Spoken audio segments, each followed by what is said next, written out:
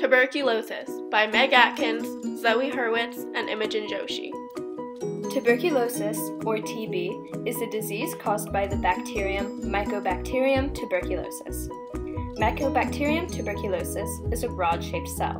It has a cell wall with low permeability and a waxy coating from the genome H374V and contains 250 fatty genes.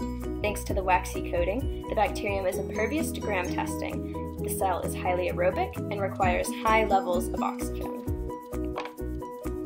Tuberculosis is most prevalent in India.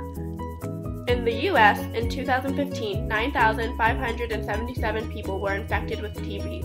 Worldwide, 10.4 million were infected. In the 1990s, TB was a bigger problem, with Africa being the most affected. 1/3 of the world's population is infected with TB, but you may not know you have it. The only sign of infection would be a positive reaction to a TB test. This happens because of a type of TB called latent tuberculosis. You have the disease, but no symptoms. TB isn't a major killer on its own. What can make it especially dangerous is the infected are more vulnerable to many diseases, most notably HIV.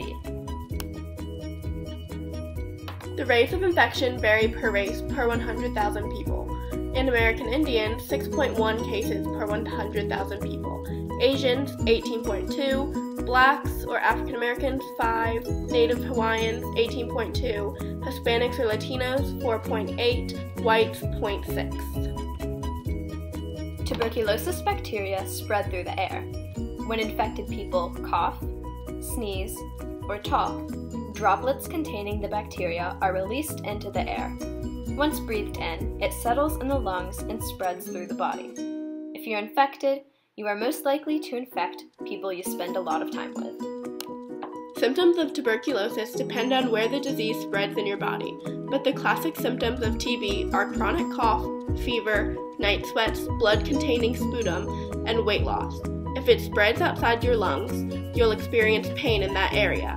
However, in most cases, only the lungs are affected. When TB reaches the pulmonary alveoli, it invades and replicates in the endosomes. The bacteria divides every 16 to 20 hours, which is relatively slow. To defend against the pathogens, your immune system sends macrophages in an attempt to eliminate them by phagocytosis. In this, the bacterium is enveloped by the macrophages and stored in the phagosome, which then combines with the lysosome. This makes a phagolysosome, where it tries to kill the TB bacterium using toxic substances. Thanks to the waxy coating, the TB is protected, and now it begins reproducing to kill the macrophage. The most common antibiotics for treating active TB are isoniazid, rifampin, ethambutol, and pyrazinamide, in that order. These antibiotics need to be taken at once together for 6 to 9 months. If these don't work, the patient has a strain called multi-drug resistant TB, in which case you need to take a combo of drugs for 20 to 30 months. Tuberculosis has grown and spread throughout history. TB was not a serious threat to humans when they were hunters and gatherers and lived in small groups. But as populations grew, contact between people did as well, and tuberculosis started to thrive.